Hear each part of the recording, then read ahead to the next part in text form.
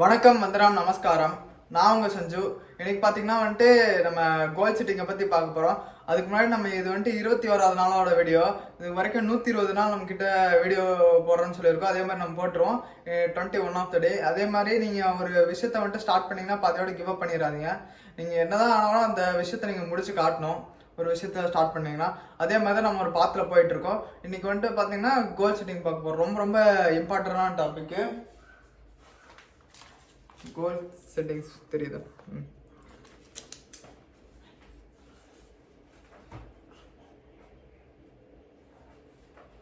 ரொம்ப இம்பார்ட்டண்டான ஒன்று.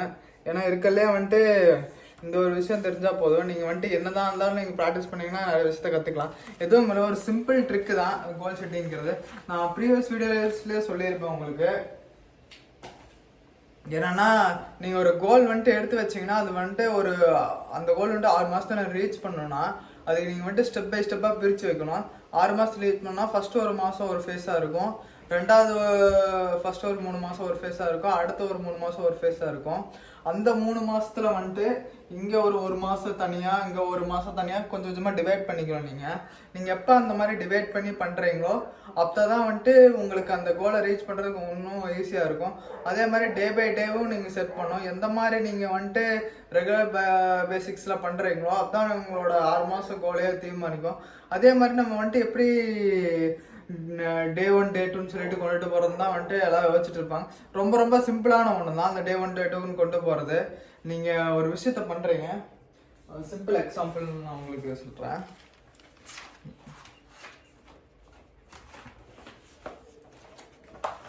ஃபஸ்ட்டு வந்துட்டு டே ஒன் வச்சுக்கோங்க. அதுக்கு ஒரு பாக்ஸ் போட்டுக்கலாம். மொத்தம் வந்துட்டு ஒரு 7 நாள் 1 2 3 4 5 6 7 இந்த 7 நாள் மாதிரி ஒரு பாக்ஸ் போட்டாச்சு. ஒரு நிமிஷம். கரெக்டாக நம்ம 7 மாதிரி பாக்ஸ் போட்டிருக்கீங்க. 7 நாளைக்கு 7 மாதிரின்னு சொல்லிட்டு 7 பாக்ஸ் போட்டாச்சு. இதுக்கப்புறம் என்ன பண்ணலாம், டே 1 டே 2 நீங்கள் பிரிச்சுப்பீங்க.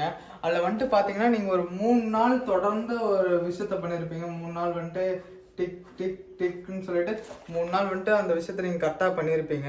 நம்ம டிக் போட்டிருக்கோம் தெரியுதுங்களா? அந்த 3 நாள் வந்துட்டு அந்த கரெக்டாக விஷயத்த பண்ணியிருப்பீங்க. 4வது ஒரு நாள் மிஸ் ஆயிடுச்சுன்னு வச்சுக்கோங்க. 4வது ஒரு நாள் மிஸ் ஆகுது. பட் அந்த 4வது நாள் நீங்கள் மிஸ் பண்ணும்போது என்ன பண்ணுவீங்கன்னா திருப்பி ஃபர்ஸ்ட்லேருந்து ஸ்டார்ட் பண்ணுவீங்க. அப்படி நீங்கள் பண்ணக்கூடாது. நீங்கள் என்ன பண்ணணும்னா ஸ்டார்டிங் வந்துட்டு நீங்கள் ஒரு கோலை ஃபிக்ஸ் பண்ணிட்டீங்கன்னா ஒரு 7 நாளைக்கு ஃபிக்ஸ் பண்ணுறீங்க. ஒரு 7 பாக்ஸ் போட்டுக்கிறீங்கன்னு வச்சுக்கோங்களேன். 7 நாள் வந்துட்டு நீங்கள் தொடர்ந்து ஒரு விஷயத்த பண்ணுறீங்க. அது நடுவில் நீங்கள் கட் ஆச்சுனாலும் திருப்பி அந்த நாளை விட்டுட்டு நீங்கள் மற்ற நாள் பண்ணணும். ஏன் இப்படி சொல்கிறேன்னா வந்துட்டு நீங்கள் சில நாளுங்கள் நம்ம ஏதாச்சும் ஒரு கட்டத்தில் வந்துட்டு ஸ்டார்டிங் நீங்கள் பண்ணும்போது தவறதான் செய்யும். சில மிஸ்டேக்ஸ் பண்ண தான் செய்வீங்க. நீங்கள் ஃபஸ்ட்டு ஒரு கணக்கு வச்சுக்கணும். நீங்கள் ஒரு 30 டேஸ் ஒரு 30 நாள் வச்சுக்கோங்களேன். 30 நாளில் வந்துட்டு நீங்கள் கரெக்டாக 30 நாளில் எத்தனை நாள் நீங்கள் பண்ணுறீங்கன்னு தான் கணக்கு. எத்தனை நாள் நீங்கள் 20 நாளுக்காக கோலுக்கு என்னென்ன பண்ணுறீங்களோ சில விஷயங்கள்லாம் பண்ணுவீங்களா? ஜஸ்ட் மெடிடேஷன் பண்ணுறது இல்லை அந்த மாதிரி ஏதாச்சும் ஒரு திங்ஸ் பண்ணுவீங்களா? ஜஸ்ட் அந்த நாளில் வந்துட்டு அந்த மாதிரி விஷயம் பண்ணுறது திடீர்னு ஒரு 5 நாள் தொடர்ந்து பண்ணிட்டீங்க. 6வது நாள் வந்துட்டு ஃபுல்லாக பண்ணாமல் விட்டீங்க. திருப்பி மறுபடியும் டே 1லேருந்து ஸ்டார்ட் பண்ணக்கூடாது. அப்படி நீங்கள் டே 1லேருந்து மறுபடியும் ஸ்டார்ட் பண்ண ஆரம்பிச்சிங்கன்னா என்ன ஆகும்னா திருப்பி வந்துட்டு அந்த உங்களுக்கு மைண்டு ஃபிக்ஸ் ஆகிடும். நம்ம இப்போ தான் திருப்பி ஸ்டார்ட் பண்ணியிருக்கோம், நம்ம பண்ணதெல்லாம் வேஸ்ட்டு, நம்ம கஷ்டப்பட்டு பண்ணிகிட்டு இருக்கோம், பண்ணதெல்லாம் திருப்பி வேஸ்ட்டாக போகுதுங்கிற மாதிரி நினைப்பீங்க. அப்படி வந்துட்டு நீங்கள் நினைக்க தேவையில்லை. ஜஸ்ட் நீங்கள் ஒரு 20 டேஸ் போட்டுக்கோங்க, இல்லை ஒரு 10 டேஸ் போட்டுக்கோங்க. 10 டேஸ் போட்டதில் நீங்கள் எத்தனை நாள் கரெக்டாக பண்ணியிருக்கீங்க அதுதான் வந்துட்டு இருக்குல்ல மெயின். நீங்கள் ஒரு 30 நாளில் ஒரு 5 நாள் கரெக்டாக பண்ணியிருந்தீங்கன்னா மார்க் போட்டுக்கோங்க. ஒரு 30க்கு நீங்கள் வந்துட்டு ஒரு 5 மார்க் வாங்கியிருக்க மாதிரி. இந்த மாதிரி நீங்கள் கோல் செட் பண்ணி கொண்டுட்டு போனீங்கன்னா உங்களோட பர்சன்டேஜ் ரேட் இன்க்ரீஸ் ஆகும். ஜஸ்ட் நீங்கள் 6 மாதத்தில் நீங்கள் ஒரு நாள் விட்டு ஒரு நாள் பண்ணியிருந்தீங்கன்னா கூட கிட்டத்தட்ட வந்துட்டு 6 மாதத்தில் 3 மாதம் கிட்ட நீங்கள் கரெக்டாக பண்ணியிருப்பீங்க. அந்த 3 மாதத்துக்கான உங்களுக்கு ரிசல்ட் கிடைக்கும். சில பேர் என்ன பண்ணுவாங்கன்னா ஒரு 5 நாள் வந்துட்டு ட்ரை பண்ணுவாங்க. 6ஆவது நாள் வந்துட்டு ஏதாச்சும் ஒரு ப்ராப்ளம் வரும், இல்லை அவங்களோட சுச்சுவேஷன் அப்படி அமையும், அதெல்லாம் அப்படியே கிவ் அப் பண்ணிட்டு போயிடுவாங்க. அப்படி நீங்கள் பண்ணவே தேவையில்லை. ஜஸ்ட் நீங்கள் ஒரு கோலை செட் பண்ணுறீங்க. செட் பண்ணோன்னா வந்துட்டு ஒரு தொடர்ந்து ஒரு 5 நாள் இருக்கும். 5 நாளில் வந்துட்டு 6ஆவது நாள் ஏதாச்சும் கோலாக போகுது. ஒரு வேளை வந்துட்டு எப்படி சொல்கிறேன்னா அந்த பை த சுச்சுவேஷனால அந்த கோலை பண்ண முடியல, திருப்பி வந்து நீங்கள் ஃபர்ஸ்ட்லேருந்து ஆரம்பிக்க தேவையில்லை. அதுக்கு என்ன பண்ணணும்னா, நீங்கள் வந்துட்டு ஒரு டேவை குறித்து வச்சுக்கணும்.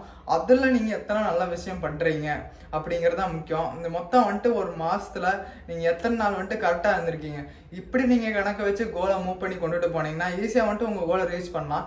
இதுதான் இதில் சொல்லணும்னு நினச்சேன் இந்த வீடியோவில். அதுவும் இல்லாமல் வந்துட்டு நீங்கள் அந்த மாசத்துல அந்த நாள் மட்டும் கணக்கு வைக்கிறது வேண்டியதில்ல. ஜஸ்ட் இன்னைக்கு ஒரு நாள் இருக்குன்னா இன்னைக்கு நீங்கள் வந்துட்டு எந்தெந்த டைமில் என்னென்ன விஷயம் நல்லா தான் பண்ணீங்க, ஒரு விஷயம் தப்பாகவே போயிடுச்சுனாலும் ஜஸ்ட் மற்ற நேரமெல்லாம் என்ன பண்ணீங்க, மற்ற நிமிஷங்கள்லாம் என்ன பண்ணீங்கன்னு சொல்லிட்டு நீங்கள் கணக்கு வச்சு கொஞ்சம் கொஞ்சமாக மூவ் பண்ணிங்கன்னா கிட்டத்தட்ட பார்த்தீங்கன்னா நீங்கள் ஒரு மாதத்தில் ஒரு 10 நாள் 5 நாள் கிட்ட நீங்கள் கரெக்டாக பண்ணியிருப்பீங்க.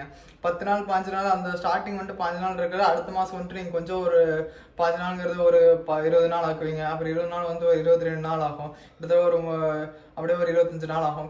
கடைசியில் பார்த்தீங்கன்னா எல்லாமே கரெக்டாக பண்ண ஆரம்பிச்சிருவீங்க. ஜஸ்ட் பார்த்தீங்கன்னா நீங்கள் ஒரு மாதத்தில் ஒரு 10 நாள் நல்லா பண்ணாலும் பிரச்சனை இல்லை. ஜஸ்ட் நீங்கள் ஒரு 5 நாள் பண்ணுறீங்க, சுச்சுவேஷனால வந்துட்டு பேலன்ஸ் ஒரு 5 நாள் வந்துட்டு பண்ண முடியாமல் போகுது, திருப்பி வந்து நீங்கள் டே 1லேருந்து ஆரம்பிக்கணும்னு இல்லை, டே 11லேருந்து ஆரம்பிக்கலாம். அந்த 5 டேஸை வந்துட்டு நீங்கள் விட்டுருங்க. அந்த 5 டேஸை விட்டுட்டு பேலன்ஸ் வந்துட்டு 11th டேலேருந்து 15th டே வரைக்கும் நீங்கள் எப்படி நல்லா பண்ணுறீங்கன்னு தான் முக்கியம். இப்படி நீங்கள் பண்ணீங்கன்னா உங்கள் கோலை வந்துட்டு ஈஸியாக அச்சீவ் பண்ணலாம். இதுதான் நான் வந்துட்டு ஃபாலோ பண்ணுற மெத்தட். எனக்கு வந்துட்டு நல்லாவே யூஸ் ஆகிருக்கு. ஜஸ்ட் நான் ஸ்டார்டிங் ரீட் பண்ணி பழகும் போதெல்லாம் வந்துட்டு எனக்கு இதுதான் உண்மையுமே யூஸ் ஆச்சு. ஏன்னா ஸ்டார்டிங் மட்டும் நான் டேஸ் மிஸ் பண்ணதுக்கப்புறம் கொஞ்ச நாள் கழிச்சு திருப்பி டே 1 ஆரம்பித்தேன். அப்படியெல்லாம் வேஸ்ட்டாக போச்சு. இப்படி எப்படி நான் செட் பண்ண ஆரம்பிச்சனோ அதுலேன்ட்டு பார்த்தீங்கன்னா வந்துட்டு டிராஸ்டிக்காக சேஞ்ச் இருக்க வந்துட்டு இம்ப்ரூவ் ஆகிட்டே இருந்துச்சு. இதுவும் நீங்கள் ஃபாலோ பண்ணுங்கள். ஃபாலோ பண்ணிவிட்டு எப்படி இருந்துச்சுன்னு சொல்லிட்டு அடுத்த வீடியோ மறக்காமல் நீங்கள் சொல்லணும். அடுத்த வீடியோவில் பார்க்கலாம்.